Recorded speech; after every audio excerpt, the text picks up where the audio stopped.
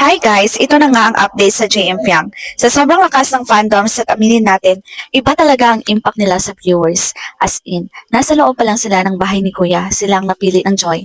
What more kapag nasa outside na? Hindi na ako magtataka kung madami silang project soon. Saturday na and we are waiting kung ano man ang magiging resulta ng botohan. But whatever happens, Che, maraming nagmamahal at sumusuporta sa iyo. Nasa labas ang totoong laban. Isang comment na rin ang aking nabasa na masasabi kong this is what we all need to hear. This is a comment from Palawan Vlog. Ayon sa kanyang post, to those who bash and judge Fiang, have you ever taken a good look in the mirror? Are you perfect? Are you a successful adult with a thriving career?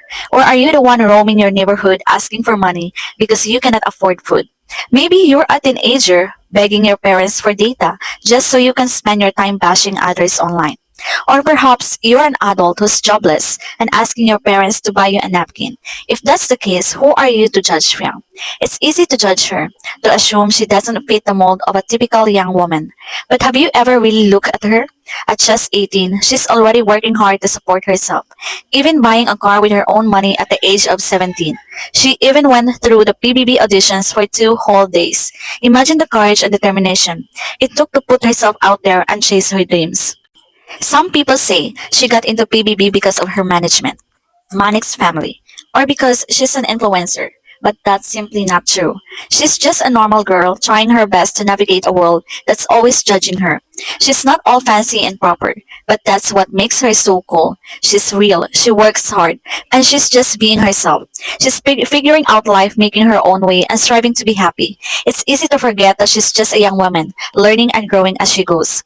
Look beyond the surface, and you will see how kind she truly is. She loves her family and friends, and she just wants to be understood. She's trying her best to be good, to do the right thing. She's not perfect, but who is? She's learning and growing, and she deserves a chance to show everyone her true self. She's not perfect. She makes mistakes, but she keeps going. She's strong, brave, and deserves to be part of the Big Four. Imagine the joy and inspiration she could bring to the house, the genuine laughter and kindness she could share. She's not just a contestant. She's a young woman with a heart of gold who deserves to shine. Let's give her a chance to show everyone what she's truly capable of. Alam naman natin that Kai, Jaren, and Fiang deserve pa na mapanatili sa bahay ni Kuya. But at the end of the day, kailangan nating mamili. Kailangan isa sa kanila yung mamamaalam.